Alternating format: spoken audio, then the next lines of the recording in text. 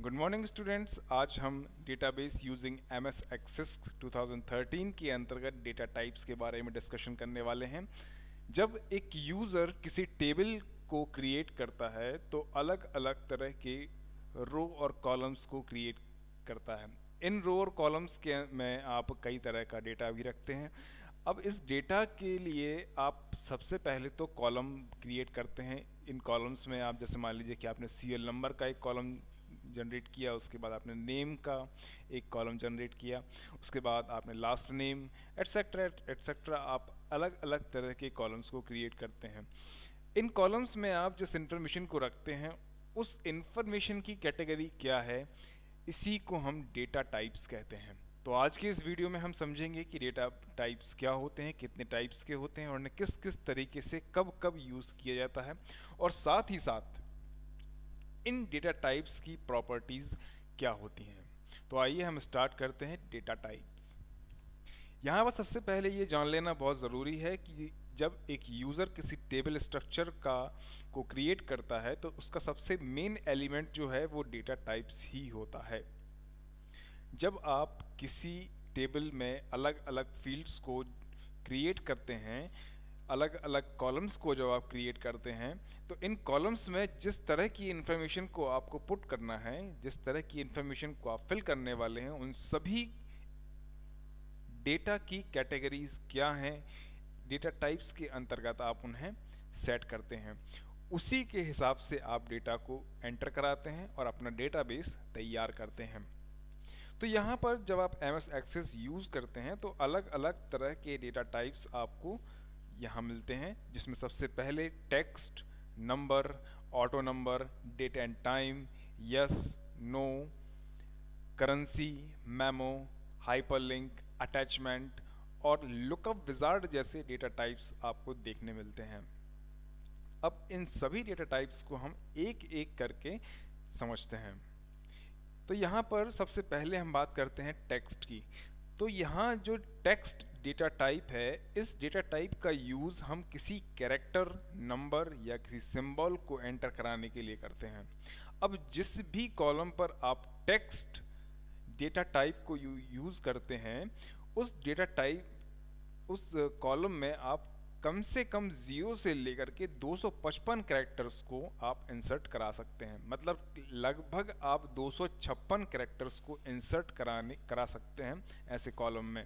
उसके बाद data type, इस डेटा टाइप का use name, father name, address, city, इन सभी कॉलम्स के लिए या इन फील्ड्स में डेटा को एंटर करने के लिए करते हैं। मतलब ऐसी सभी फील्ड्स जहां पर आपको लगता है कि आपको टेक्स्ट टाइप करने की ज़रूरत है, किसी अल्फ़ाबेट को टाइप करने की ज़रूरत है, ऐसे सभी फील्ड्स में आप टेक्स्ट डेटा टाइप का यूज़ करेंगे।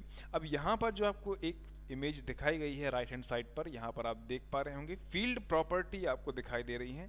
इस फील्ड प्रॉपर्टी में सबसे पहले आपको फील्ड का साइज दिखाई दे रहा है। यहाँ ये जो साइज आपको दिखाई दे रहा है, यहाँ पर आपको 255 कैरेक्टर्स की कैपेसिटी आपको दिखाई दे रही है। मतलब 256 कैरेक्टर्स को आप एटलीस्ट एंटर करा सकते हैं। इसके बाद हम आगे बढ़ते हैं और यहाँ समझते हैं नंबर्स डेटा टाइप के बारे में। इस डेटा टाइप का यूज़ किसी फील्ड में न्यूमेरिकल वैल्यू को इनपुट करने के लिए किया जाता है। जैसे मान लीजिए कि आपका phone number, telephone number, landline number, इन सभी नंबर्स को अगर आप एंटर कराना चाहते हैं तो ऐसी कंडीशन में आपको नंबर्स डेटा टाइप का ही यूज़ करना पड़ेगा। अब यहाँ पर जो नंबर का जब डेटा टाइप आप यूज़ करते हैं तो फील्ड साइज में आपको 3 अलग अलग तरह की साइजेस के बारे में यहाँ पर आपको बताया जाता है, जिसमें सबसे पहले हम देखें तो byte, integer, long integer, double इत्यादि को आप किसी को भी सिलेक्ट कर सकते हैं और अपने डेटा को एंटर करा सकते हैं। तो यहाँ पर फील्ड साइज जब आप लॉन्ग इंटीजर डाल लेते हैं, शॉर्ट इंटीजर डालते हैं, डबल डालते हैं, बाइट्स डालते हैं, तो यहाँ पर नंबर की जो नंबर आप एंटर कराने वाले हैं उन नंबर्स की साइज आपको दिखाई देती है कि कितने नंबर्स आप एंटर करा सकते हैं। तो यहाँ पर जो बाइट मेमोरी है, अगर आप इसे सिलेक्ट करते हैं तो लगभग आप 256 नंबर्स को एंटर करा सकते हैं। अगर आपने लॉन्ग इंटीजर या शॉर्ट इंटीजर्स को सिलेक्ट किया हुआ है तो ऐसी कंडीशन में आप 65,536 नंबर्स को आप एंटर करा सकते हैं। पर यहाँ पर सबसे बड़ा जो इस डेटा टाइप का जो ड्रॉबैक है वो ये है कि आप यहाँ पर किसी भी तरह से टेक्स्ट को एंटर नहीं करा पाएंगे, केवल आप नंबर्स को ही एंटर करा सकते हैं, चाहे आपका फ़ोन नंबर हो, चाहे आपके एज जो है आपकी वो नंबर हो, या लैंडलाइन नंबर्स हो, किसी भी तरह के नंबर्स को आप केवल यहाँ पे दिखा सकते हैं, टेक्स्ट आप यूज़ नहीं कर सकते यहाँ पे। उसके बाद सिंगल और डबल टाइप में डेसिमल प्लेसेस को आप यूज़ कर सकते हैं। फॉर एग्जांपल मान लीजिए कि कई बार ऐसा होता है कि जब हम किसी अमाउंट को दिखा रहे होते हैं तब ऐसी कंडीशन में हम डेसिमल प्लेसेस या दशमलव अंकों को दिखाते हैं। तब हमें कितने नंबर्स तक दशमलव को दिखाना है, जैसे मान लीजिए कि आप मोस्टली जैसे मान लीजिए आप 100 रुपये लिखना चाहें तो 100 रुपीज़ आप 100 लिखते हैं डेसिमल पॉइंट, उसके बाद फिर आप 00 का यूज़ करते हैं। तो यहाँ पर जो डेसिमल प्लेसेस हैं आप 2 स्थानों तक भी दे सकते हैं, 3 स्थानों तक भी दे सकते हैं, जितने भी आप देना चाहते हैं यहाँ पर डेसिमल प्लेसेस को आप यूज़ कर सकते हैं। उसके बाद हम यहाँ आगे बढ़ते हैं और ऑटो नंबर डेटा टाइप पर बात करते हैं। ऑटो नंबर डेटा टाइप का जो यूज़ है वो सिर्फ इसलिए किया जाता है क्योंकि इस डेटा टाइप के द्वारा दी जाने वाली सबसे अच्छी फैसिलिटी ये है कि जैसे मान लीजिए आपने किसी आईडी नंबर पर, किसी सीरियल नंबर पर, किसी रोल नंबर पर आपने ऑटो नंबर को सेट कर दिया, ये जो आपने data type auto number set कर दिया, तो इस डेटा टाइप को सेट करने के बाद आपकी जो वैल्यू है वो रेगुलरली क्या होती जाएगी, बढ़ती जाएगी। मतलब यहाँ पर कोई भी नंबर जो है वो रिपीट नहीं होगा। फॉर एग्जांपल मान लीजिए कि आपका जो आईडी नंबर है वो 01 से स्टार्ट हो रहा है, 01, 02, 03, 04, 05।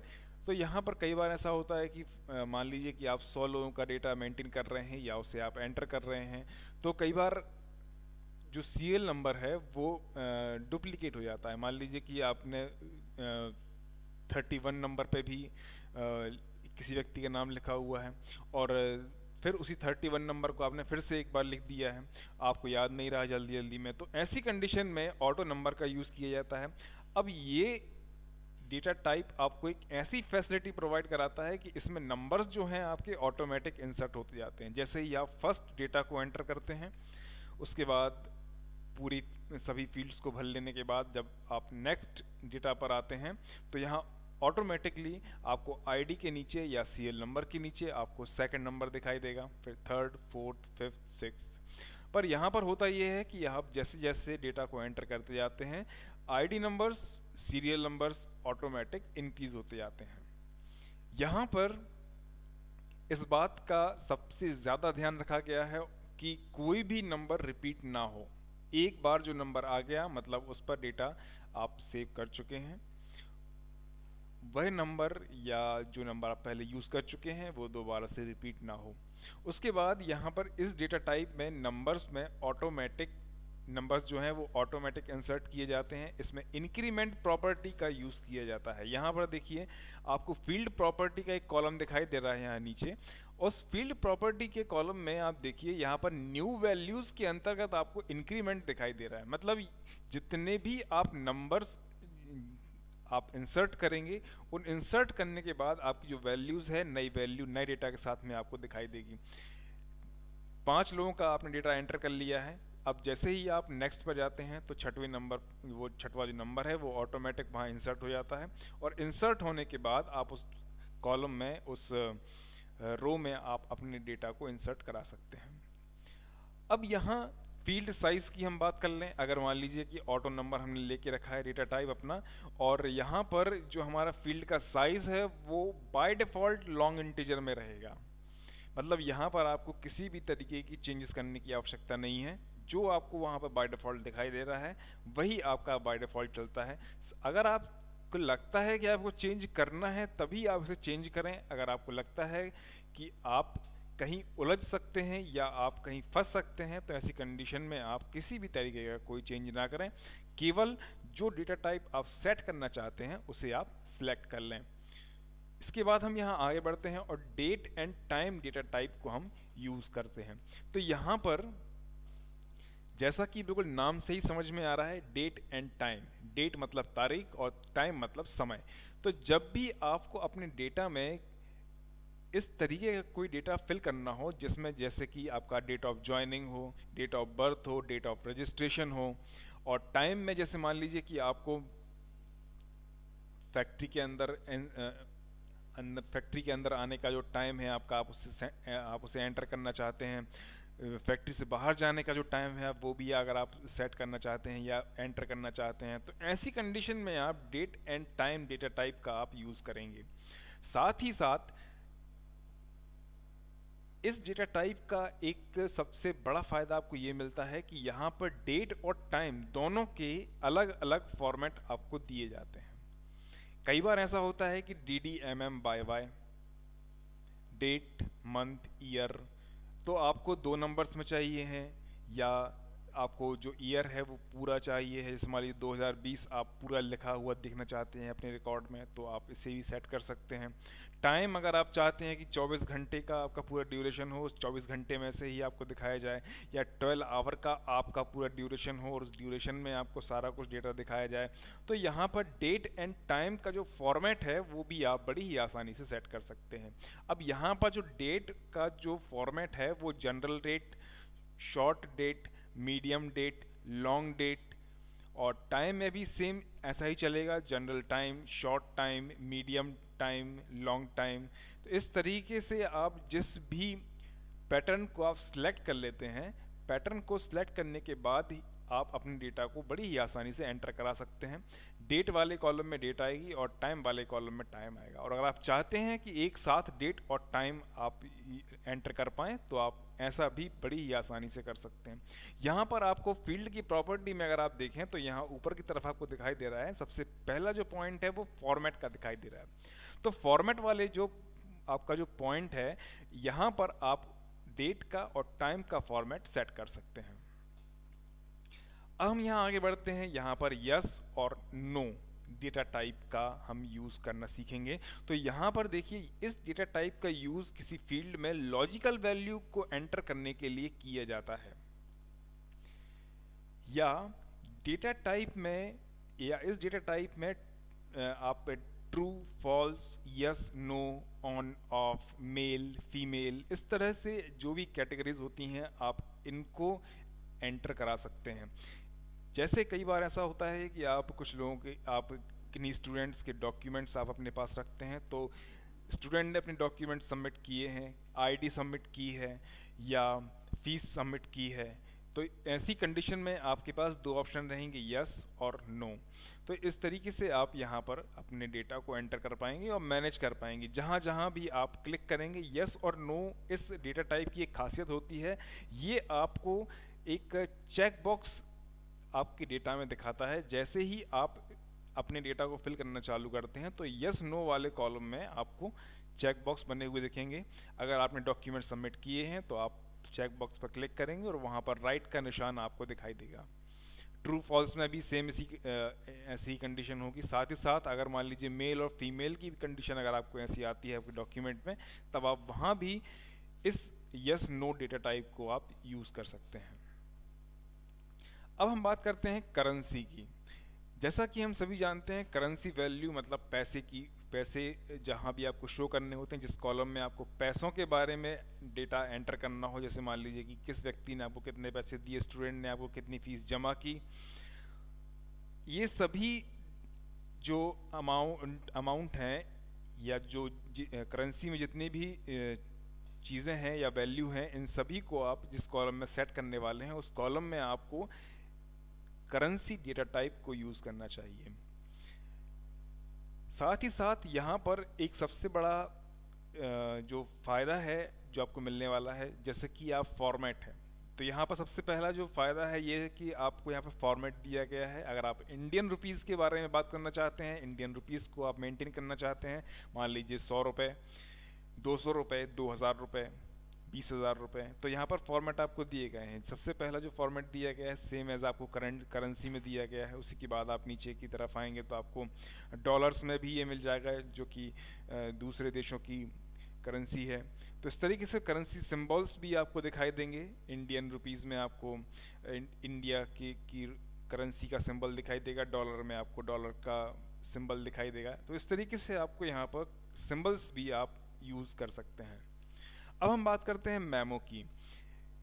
इस डेटा टाइप का यूज़ किसी फील्ड में टेक्स्ट डेटा को एंटर करने के लिए होता है। मोस्टली हम कई बार देखते हैं कि हमें किसी भी टेक्स्ट को एंटर करना है, कोई डिस्क्रिप्शन अगर हमें देना है, तब हम ऐसी स्थिति में मेमो का यूज़ करते हैं। यदि कोई यूज़र 255 कैरेक्टर से ज़्यादा मेमो देना चाहता है तो टेक्स्ट डेटा टाइप में आपको मेमो यूज़ करना चाहिए। और साथ ही साथ आप जैसे ही आप अगर टेक्स्ट को जब आप सिलेक्ट कर लेते हैं मेमो के लिए, तो मेमो में आप टेक्स्ट अगर आप डेटा टाइप को सिलेक्ट करते हैं तो लगभग आप 255 कैरेक्टर्स को तो आप एटलीस्ट एंटर करा ही सकते हैं। पर यदि मान लीजिए आप मेमो को यूज़ कर रहे हैं तो ऐसी कंडीशन में आप 65,536 कैरेक्टर्स को बड़ी ही आसानी से स्टोर करा सकते हैं। मतलब यहाँ पर किसी भी तरह के डेटा को लिखने की पूरी आज़ादी आपको मिलती है। जैसा भी आप जो भी डिस्क्रिप्शन आप लिखना चाहते हैं किसी रो के बारे में, कॉलम के बारे में, किसी व्यक्ति के बारे में, तो आप उस व्यक्ति का पूरा डिस्क्रिप्शन आप यहाँ पर लिख सकते हैं। अब यहाँ पर कई बार ऐसा होता है कि कई MS एक्सेस के जो वर्जन होते हैं थोड़ा सा कुछ अलग हो सकते हैं। तो हो सकता है कि आपको मेमो ये वर्ड ना दिखाई दे या फिर ये डेटा टाइप आपको ना दिखाई दे। तब ऐसी कंडीशन में लॉन्ग टेक्स्ट करके भी एक डेटा टाइप होता है जिसे हम मेमो के नाम से ही मेमो की कैटेगरी में ही लेते हैं। इसमें भी आप लॉन्ग टेक्स्ट में आप जितने चाहे कैरेक्टर्स को आप एंटर करा सकते हैं। अब हम बात करते हैं हाइपरलिंक की। तो यहाँ हाइपरलिंक जो डेटा टाइप है, इस डेटा टाइप का आपको जब जहाँ भी आपको यूज़ करना हो तब आपको किसी भी टाइप की फाइल को अटैच करने के लिए आप इसका यूज़ कर सकते हैं। मतलब जैसे ही आपने वर्ड, एक्सेल, पावर पॉइंट में देखा होगा कि हाइपरलिंक का आप यूज़ करते हैं। मतलब एक पेज के साथ या एक लिंक के साथ आपका दूसरा कोई पेज अटैच होता है। तो हाइपरलिंक का यूज़ करके आप बड़ी ही आसानी से अपने डॉक्यूमेंट में, अपने डेटाबेस में एक ऐसी लिंक को जनरेट कर सकते हैं जो किसी दूसरे पेज को प्रेजेंट करने या ओपन करने में कैपेबल हो। खास तौर से इस लिंक या हाइपरलिंक डेटा टाइप का यूज़ हम तब करते हैं जैसे मान लीजिए हमें कोई वेब पेज को लिंक करना हो, साथ ही साथ अगर हमें कोई ईमेल किसी व्यक्ति को करना हो तो उसका ईमेल आईडी भी हम यहाँ लिख सकते हैं और उस पर हाइपरलिंक को अप्लाई कर सकते हैं। अब हम यहाँ बात करते हैं अटैचमेंट की। अटैचमेंट इस डेटा टाइप का हमें यूज़ तब करना है जब हमें अपने डेटाबेस में कोई डॉक्यूमेंट फाइल या इमेज फाइल को अटैच करना है, तब हम इस अटैचमेंट डेटा टाइप को यूज़ करते हैं। कई बार जैसे आप देखते हैं कि किसी व्यक्ति का जब आप फॉर्म भरते हैं तो फॉर्म भरने के बाद आप उसका फ़ोटो अटैच करते हैं, साथ में उसके डॉक्यूमेंट्स को अटैच करते हैं या किसी फोल्डर को अटैच कर देते हैं कभी कभी हम। तो ऐसी कंडीशन में जितने भी अटैचमेंट आपको लगाने हैं, यहाँ पर जैसे ही आप अटैचमेंट डेटा टाइप को यूज़ करते हैं तो किसी भी तरीके के अटैचमेंट को आप बड़ी ही आसानी से अप्लाई कर पाते हैं और अटैच कर पाते हैं। अब हम यहाँ बात करते हैं लुकअप विजार्ड की। इस डेटा टाइप का यूज़ किसी फील्ड में ड्रॉप डाउन लिस्ट बनाने के लिए किया जाता है जहां दी जाने वाली वैल्यू एक यूज़र खुद डिफाइन करता है और यूज़र को केवल एक ही वैल्यू को चूज करने की परमिशन दी जाती है, उससे ज़्यादा नहीं, जिसमें नेम ऑफ सिटी, जेंडर इत्यादि शामिल होते हैं।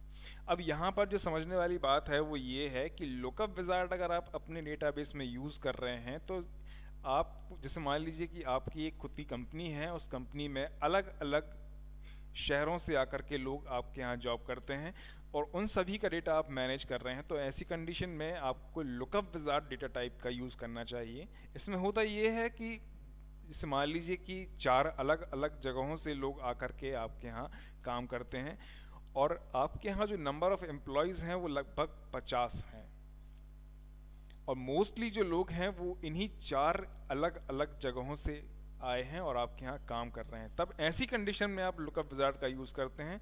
और ऐसी डेटा टाइप को यूज़ करने से आप एक ड्रॉप डाउन लिस्ट बना लेते हैं। जैसे मान लीजिए कि एक बंदा या कोई बंदा आपका, कुछ व्यक्ति जो हैं वो भोपाल से आए हैं, कुछ ग्वालियर से आए हैं, कुछ जबलपुर से आए हैं, कुछ अलग और दूसरी सिटी से आए हैं। तो इन सभी की आप पहले इन सभी सिटीज़ की आप एक लिस्ट तैयार कर लेते हैं, और जब आप डेटा को एंटर करने लगते हैं तो हर एक व्यक्ति का नाम लिखते जाइए आप। और लिखने के बाद आप जैसे ही इस कॉलम पर आते हैं या इस फील्ड पर आते हैं जहां पर लुकअप विजार्ड लगा हुआ है, बस वहां पर आपको क्लिक करना है और ड्रॉप डाउन लिस्ट पे आपको उसकी सिटी को केवल सिलेक्ट करना है। सिलेक्ट करते ही आपको सारा डेटा आपको दिखाई देने लगेगा कि ये व्यक्ति किस शहर से है। या मोस्टली हम इसका यूज़ तब भी कर सकते हैं जब मेल, फीमेल या ट्रांसजेंडर या जो जेंडर की कैटेगरीज होती हैं 2-3, उन सभी को अगर आपको एंटर कराना हो तब भी हम ड्रॉप डाउन लिस्ट बना सकते हैं। साथ ही साथ अगर मान लीजिए कोई स्टूडेंट की, अगर आप किसी स्टूडेंट का आप डेटाबेस मेंटेन कर रहे हैं, तब ऐसी कंडीशन में उस स्टूडेंट ने अपनी लास्ट क्वालिफिकेशन क्या की है, उसके पहले क्या किया है, उसके पहले क्या किया है, तो सारी लिस्ट जो है आपको एक ड्रॉप डाउन लिस्ट के रूप में दिखाई देती है। और ये लिस्ट में जितना भी डेटा आप स्टोर करते हैं ये आपको आपके डेटाबेस में दिखाई देता है। अब यहाँ पर समझने वाली बात जो है, यहाँ पर आप जहाँ भी जिस भी कॉलम में आप लुकअप विजार्ड को यूज़ करते हैं वहाँ पर आप केवल और केवल एक ही वैल्यू को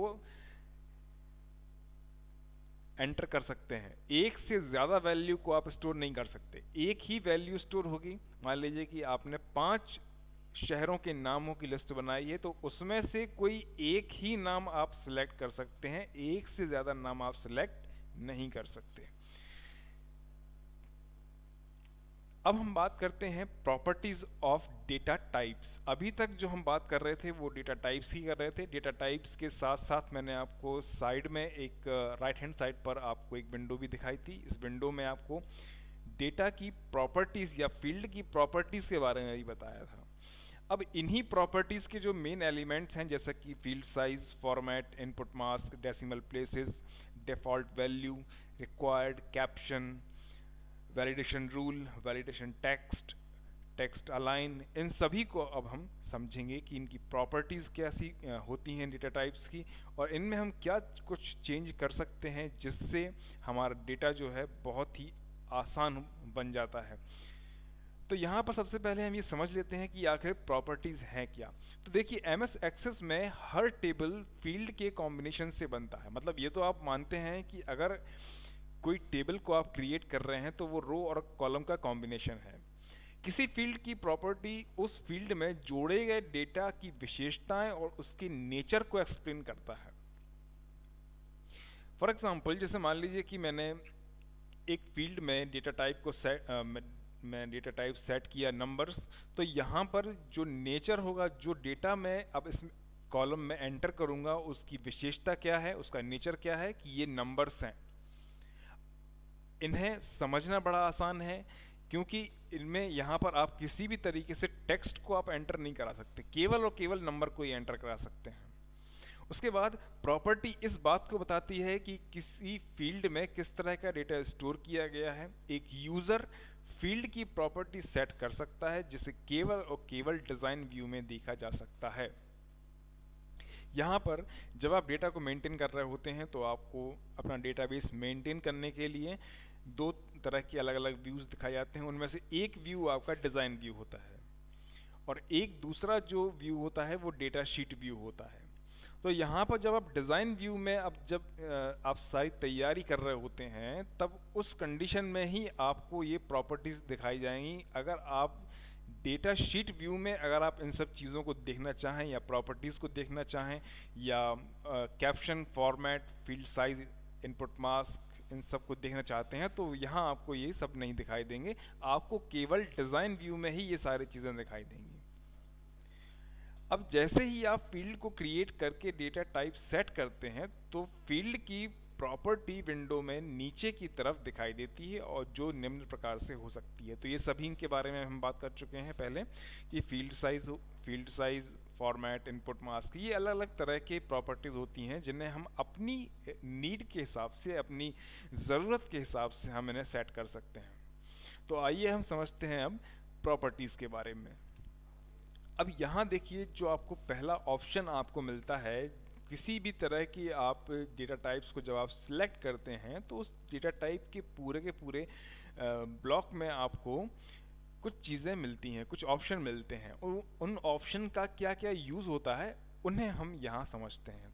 तो सबसे पहले ऐसे सभी डेटा टाइप्स में जहाँ आपको फील्ड साइज दिखाई दे रहा है, ध्यान से सुने, ऐसे सभी डेटा टाइप्स जहाँ पर डेटा टाइप्स की प्रॉपर्टी में आपको फील्ड साइज ये ऑप्शन दिखाई दे रहा है, वहाँ पर आपको short text, long text, number, auto number, data type के साथ आपको इसे यूज करना होता है।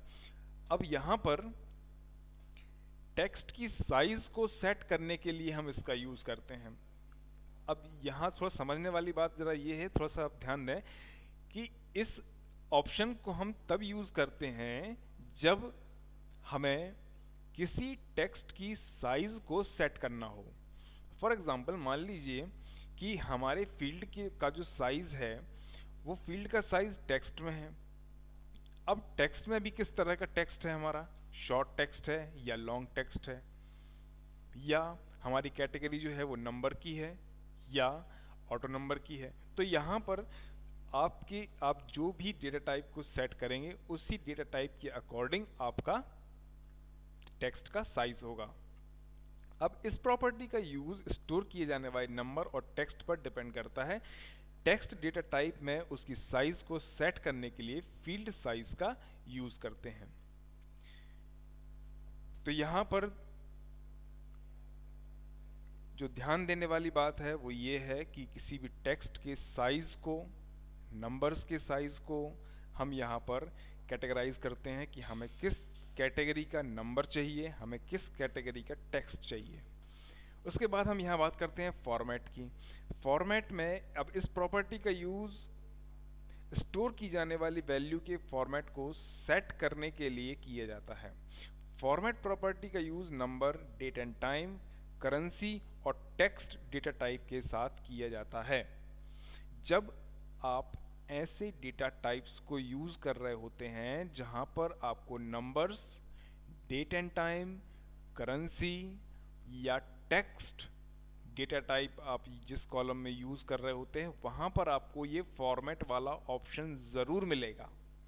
और जहां भी ये आपको ऑप्शन मिलेगा वहां पर आपको नंबर का फॉर्मेट, डेट एंड टाइम का फॉर्मेट, करेंसी का फॉर्मेट, टेक्स्ट का फॉर्मेट, इन सभी के फॉर्मेट्स अलग अलग होते हैं। तो यहाँ पर आपको फॉर्मेट का ऑप्शन भी मिलेगा। इसे आप बड़ी ही आसानी से चेंज कर सकते हैं, अपनी नीड के हिसाब से इसे आप आगे पीछे कर सकते हैं। अगर आपको लगता है कि डेट एंड टाइम का फॉर्मेट मेरे हिसाब से हो, जैसा मैं चाहता हूँ, मेरी सुविधा के हिसाब से हो, करेंसी का फॉर्मेट मेरे हिसाब से हो, जैसा मैं चाहता हूँ वैसा हो, डॉलर में अगर मैं कोई करेंसी दिखाना चाहता हूँ तो मैं यहाँ पे फॉर्मेट वाले ऑप्शन पे जाकर ही उस करेंसी के फॉर्मेट को चेंज कर पाऊंगा। तो फॉर्मेट का मतलब होता है कि नंबर्स का फॉर्मेट, डेट का फॉर्मेट, टाइम का फॉर्मेट, करेंसी का फॉर्मेट और टेक्स्ट का फॉर्मेट। उसके बाद हम बात करते हैं इनपुट मास्क की। इनपुट मास्क जो है ये एक तरह की एक ऐसी सुविधा है जिसका यूज करके आप बड़ी ही आसानी से date and time, number, currency या टेक्स्ट को जैसे चाहें वैसे कन्वर्ट कर सकते हैं। फॉर एग्जाम्पल, जैसे मान लीजिए आपने किसी भी ईमेल आईडी को जब आप यूज करते हैं तो ईमेल आईडी को एंटर करने के बाद आपको पासवर्ड की विंडो दिखाई जाती है। अब याद कीजिए वो पासवर्ड की विंडो में जब आप पासवर्ड को एंटर करते हैं तो आपको वो पासवर्ड छोटे छोटे डॉट्स में दिखाई देता है। तो ये जो यहाँ पर आपका जो फॉर्मेट है, ये मतलब जो टेक्स्ट का ये वाला जो फॉर्मेट है ये आपका इनपुट मास्क में आता है। मतलब किसी भी टेक्स्ट को आप किस रूप में ढालकर देखना चाहते हैं, पासवर्ड के रूप में देखना चाहते हैं या नंबर के रूप में देखना चाहते हैं या डेट एंड टाइम के रूप में आप देखना चाहते हैं या करेंसी के साथ आप उसको देखना चाहते हैं, जैसा भी आप सेट करते हैं ऑटोमेटिक आपकी सारी वैल्यू, जितने भी आपने डेटा को एंटर किया है उन सब की वैल्यूज चेंज होना चालू हो जाती हैं। मान लीजिए कि आपने पहले ही सारा कुछ डेटा एंटर कर लिया है, पर अब एंटर किए गए डेटा को अब हमें थोड़ा सा चेंज करना है, इसका डेटा टाइप हमें चेंज करना है। तो डेटा टाइप हमने चेंज करने के बाद हम इनपुट मास्क प्रॉपर्टीज में जाते हैं, और प्रॉपर्टीज में जैसे ही आप एंटर करते हैं तो इनपुट मास्क का आपको ऑप्शन दिखाई देगा, जहां पर आप टेक्स्ट को पासवर्ड में भी कन्वर्ट कर सकते हैं, नंबर में भी कन्वर्ट कर सकते हैं, डेट एंड टाइम में भी कन्वर्ट कर सकते हैं, करेंसी में भी कन्वर्ट कर सकते हैं, जिस भी फॉर्मेट में आप चाहें उसे कन्वर्ट कर सकते हैं। पर यहाँ ध्यान रहे, फॉर्मेट जो है वो अलग चीज़ होती है और इनपुट मास्क जो होता है वो अलग होता है। तो डेटा को एक्सेस ऑटोमेटिक वैल्यू में कन्वर्ट करने के लिए इसको हम यूज़ करते हैं। अब हम यहाँ समझते हैं डेसिमल प्लेसेस, मतलब दशमलव का स्थान क्या होगा। यहाँ पर ध्यान देने वाली बात यह है कि यहाँ अगर आप चाहते हैं तो 0 से लेकर 15 तक डेसिमल प्लेसेस को आप सेट कर सकते हैं। मतलब अगर आप चाहते हैं कि किसी नंबर के बाद आपको दो नंबर के बाद आपको डेसिमल प्लेसेस देने हैं, 3 नंबर के पहले आपको डेसिमल प्लेसेस देने हैं, जहाँ भी आप डेसिमल प्लेसेस या दशमलव अंक देने के लिए आप दशमलव को रखना चाहते हैं, आप यहाँ पर सेट कर सकते हैं। मगर आप इस प्रॉपर्टी का यूज़ तभी कर पाते हैं जब आपके फील्ड का डेटा टाइप नंबर हो या करेंसी हो। अगर डेटा टाइप आपका नंबर नहीं है, करेंसी नहीं है, तो आपको डेसिमल प्लेस वाला ऑप्शन प्रॉपर्टी के अंदर नहीं मिलेगा। अब बात आती है डिफ़ॉल्ट वैल्यू की। डिफ़ॉल्ट वैल्यू का मतलब होता है कि इस प्रॉपर्टी का यूज़ तब करते हैं जब आपको अपने डेटाबेस में कोई एक वैल्यू हमेशा ही दिखाई देती है। फॉर एग्जांपल मान लीजिए कि आप किसी व्यक्ति से आपको किसी स्टूडेंट से आपको फीस लेनी है, किसी स्टूडेंट से आपको फीस लेनी है, तो जिस कॉलम में आप स्टूडेंट की फीस को एंटर कर रहे हैं वहाँ पे डिफ़ॉल्ट वैल्यू, मतलब पहले से ही जो वैल्यू आपको दिखाई जाएगी वो क्या दिखाई जाएगी, 0, ऐसा आपको दिखाई दे ताकि आपका समय बच सके। तो डेटा एंट्री के समय जब आपको इस कॉलम में एक वैल्यू पहले से ही परमानेंटली दिखाई जाएगी तो आप होगा ये कि डिफ़ॉल्ट वैल्यू आपको दिखाई दे रही है, तो उस दिखाई देने वाली वैल्यू से आपको समझ में ये आ जाएगा कि इस कॉलम के अंतर्गत हमें आखिर रखना क्या है।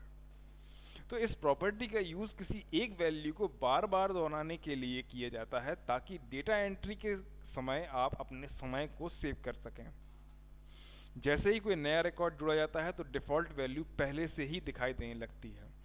जैसे कई बार आप जब कोई फॉर्म भरते हैं तो आप जब जेंडर की बात आती है, जैसे मान लीजिए आपने पूरा नाम अपना भर लिया, आपने अपने फादर का नेम भर लिया, आपने अपनी मदर का नेम भर लिया, एड्रेस भर दिया आपने, उसके बाद जब आपसे जेंडर के बारे में पूछा जाता है तो वहाँ पर जो डिफ़ॉल्ट वैल्यू है वो हो सकता है कि आपको मेल पर दिखाई दे या हो सकता है आपको फीमेल पर दिखाई दे।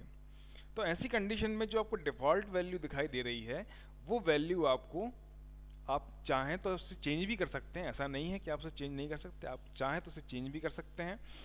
पर यदि आप चेंज नहीं करना चाहते, मान लीजिए कि कोई मेल है या कोई एक लड़का है जो कोई फॉर्म को एंटर कर रहा है, तो ऐसी कंडीशन में उसे इस डिफ़ॉल्ट वैल्यू को चेंज करने की ज़रूरत ही नहीं पड़ेगी। उसे बाय डिफ़ॉल्ट वैल्यू क्या दिखाई दे रही है, मेल दिखाई दे रही है, ठीक है। तो ऐसा जब डिफ़ॉल्ट वैल्यू के अंतर्गत जब आप किसी डेटा को एंटर कर रहे होते हैं तो इससे होता क्या है कि डेटा एंट्री के टाइम पर आपका टाइम बच जाता है, और जब आपका टाइम बचता है तो आप जल्दी से जल्दी अपने डेटाबेस को कंप्लीट कर पाते हैं। उसके बाद आती है बात रिक्वायर्ड। इस प्रॉपर्टी का यूज़ किसी डेटा को स्टोर करने की इम्पोर्टेंस को एक्सप्लेन करता है। अगर एक यूज़र सभी फील्ड को भरते हुए किसी एक फील्ड को भरना भूल जाए तो डेटा फिल करने की रिक्वायरमेंट को जनरेट किया जाता है। अब इस प्रॉपर्टी का यूज़ हम क्यों करते हैं, ज़रा सोचिए। इस प्रॉपर्टी का यूज़ हम तब करते हैं या इसलिए करते हैं, जैसे मान लीजिए कि 10 कॉलम्स आपको भरने थे, 10 कॉलम्स भरने थे, पर आपने गलती से या जल्दी में आपने केवल 8 या 9 कॉलम्स को ही फिल किया। तब ऐसी कंडीशन में ये रिक्वायर्ड प्रॉपर्टी ही आपको ये बताएगी या आपको इंडिकेट करेगी कि आपको ये 10वां कॉलम भी भरना है, क्योंकि हो सकता है कि अगर आप ये 10वां कॉलम ना भरें या ये 10वीं फील्ड ना भरें तो आपका डेटा प्रॉपर तरीके से फिल ना हो।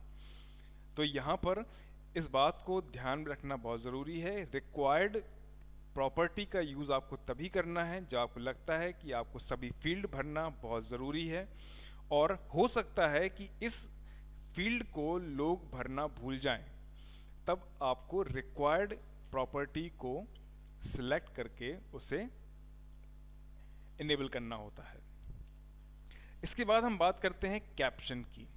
कैप्शन का मतलब होता है कि अगर मान लीजिए आप एक टेबल तैयार कर रहे हैं या आप कोई डेटाबेस तैयार कर रहे हैं, तो उस डेटाबेस से संबंधित, उससे रिलेटेड कोई इंफॉर्मेशन को अगर आप शो करना चाहते हैं, या आपको लगता है कि आपका टेबल का जो टाइटल आपको दिखाई दे रहा है उसके साथ में एक लेवल और क्रिएट कर दिया जाए और उस लेवल में आप उस टेबल से संबंधित सभी इंफॉर्मेशन को दिखाएं या उसे शो करें, तब आप कैप्शन प्रॉपर्टी को यूज करेंगे।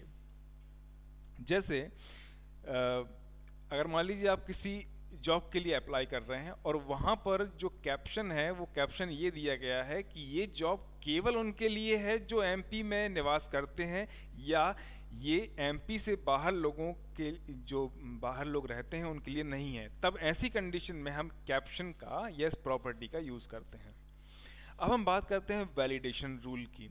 वैलिडेशन रूल इस प्रॉपर्टी का यूज किसी स्पेशल कंडीशन के बेस पर किसी वैल्यू को एंटर कराने के लिए किया जाता है। यहाँ एक बात ध्यान रखने की है जिसे आप समझ लीजिए, वैलिडेशन रूल का हम यूज तभी करते हैं जब हमें लगता है कि कोई स्पेशल कंडीशन को फॉलो करना या उसे फुलफिल करना बहुत ज़रूरी है। फॉर एग्जांपल किसी जॉब के लिए अगर आपको अप्लाई करना हो तो आप देखते हैं कि 1992 तक आप 2020 तक आपकी उम्र लगभग 30 होनी चाहिए या 25 होनी चाहिए या 23 होनी चाहिए। तो ये क्या है, जो लेस देन 20 या लेस देन 30 है, ये जो है आपकी क्या है, ये कंडीशन है, ये स्पेशल कंडीशन है। जब तक आप इस कंडीशन को फॉलो नहीं करेंगे तब तक आपका फॉर्म या आपका डेटा फिल नहीं किया जाएगा। तो वैल्यू एंटर करने के लिए जो वैलिडेशन रूल होते हैं, वैलिडेशन रूल एक स्पेशल कंडीशन होती है और उस स्पेशल कंडीशन को फॉलो करना बहुत ज़रूरी है। उसके बाद हम बात करते हैं वैलिडेशन टेक्स्ट की। तो यहाँ पर जब यूज़र कोई गलती करता है या गलत इन्फॉर्मेशन या इनवैलिड डेटा को एंटर करता है, तो ऐसी कंडीशन में दिखाए जाने वाला एरर मैसेज एक यूज़र क्रिएट कर सकता है। अब यहाँ समझने वाली बात जो है वो देखें, यहाँ थोड़ा सा ध्यान दीजिए। वैलिडेशन टेक्स्ट जो है वैलिडेशन रूल से जुड़ा हुआ है। अब अगर मान लीजिए कि आप किसी स्टूडेंट का डेट ऑफ बर्थ एंटर कर रहे हैं या किसी करीब 50 स्टूडेंट्स का आप डेटा मेंटेन कर रहे हैं, और उनका डेटा जो आप मेंटेन कर रहे हैं उस डेटा में किसी बच्चे का जो एज है वो आपने 18 साल से कम का लिख दिया है। तो ऐसी कंडीशन में गलती आपने क्या करी कि एक स्पेशल कंडीशन, मतलब यहाँ पे वैलिडेशन रूल जो आपका था कि 18 साल से कम का नहीं होना चाहिए, पर आपने क्योंकि 18 साल से कम का आप उसका डेट ऑफ बर्थ एंटर कर रहे हैं, तब ऐसी कंडीशन में जो वैलिडेशन टेक्स्ट आपको दिखाई देगा कि please enter the value greater than 18 years. तो वैलिडेशन टेक्स्ट आप खुद से जनरेट कर सकते हैं, खुद से तैयार कर सकते हैं, और ये मैसेज जो एरर मैसेज है ये तब आपको दिखाई देगा जब आप कोई स्पेशल कंडीशन या वैलिडेशन रूल की कंडीशन को फॉलो नहीं करते हैं और आप गलत डेटा को एंटर कर रहे होते हैं या इनवैलिड डेटा को एंटर कर रहे होते हैं, तब ऐसी कंडीशन में ये वैलिडेशन टेक्स्ट आपको दिखाई देगा। उसके बाद हम बात करते हैं टेक्स्ट अलाइनमेंट की। ये बात आप सभी बहुत अच्छे से जानते होंगे, आप सभी ने वर्ड को चलाया होगा, एक्सेल को चलाया होगा, साथ ही साथ आपने पावर पॉइंट का भी यूज़ किया होगा। तो इन सभी सॉफ्टवेयर में अलाइनमेंट का एक ऑप्शन आपको दिया जाता है जिसकी हेल्प से आप अपने टेक्स्ट लाइन को, अपने टेक्स्ट मैटर को बड़ी आसानी से अलाइन कर सकते हैं। मतलब left alignment, right alignment, centre alignment और जस्टिफाइन, ये 4 तरह के अलाइनमेंट्स होते हैं और आप अपने टेक्स्ट को इन अलाइनमेंट्स की हेल्प से किसी भी डायरेक्शन में पहुंचा सकते हैं। लेफ्ट में भी आप चाहें तो पूरा का पूरा डेटा, पूरा का पूरा टेक्स्ट मैटर आपका लेफ्ट में पहुंच जाएगा। राइट को आप सिलेक्ट करते हैं तो पूरा मैटर आपका राइट की तरफ पहुंच जाता है। सेंटर अलाइनमेंट को आप यूज़ करते हैं तो पूरा का पूरा डेटा जो है वो सेंटर में आ जाता है। जस्टिफाई को अगर आप यूज़ कर लेते हैं तो ये दोनों तरफ से, मतलब लेफ्ट हैंड साइड से और राइट हैंड साइड से बिल्कुल आपको स्ट्रेट आपको डेटा दिखाई देता है। तो ये अलाइनमेंट का जो ऑप्शन है, आप टेबल बनाते समय बड़ी ही आसानी से आप टेक्स्ट अलाइन का यूज़ कर सकते हैं, जिसमें आप किसी भी तरह के टेक्स्ट को बड़ी ही आसानी से अलाइनमेंट प्रोवाइड करा सकते हैं। आज के इस वीडियो में हमने समझा कि डेटा टाइप्स क्या होते हैं, उनका क्या यूज़ होता है, उन डेटा टाइप्स की क्या क्या प्रॉपर्टीज़ होती हैं, उन प्रॉपर्टीज़ में कौन कौन से आपको ऑप्शन मिलते हैं। मैं उम्मीद करता हूं कि आज की इस वीडियो में आप अच्छे से समझ गए होंगे कि डेटा टाइप्स क्या होते हैं। आज की वीडियो में केवल इतना ही।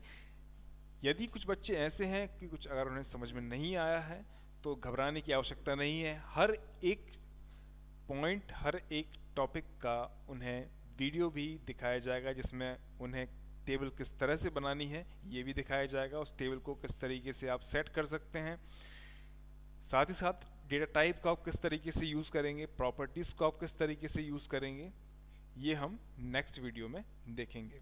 आज के लिए इतना ही। Thank you.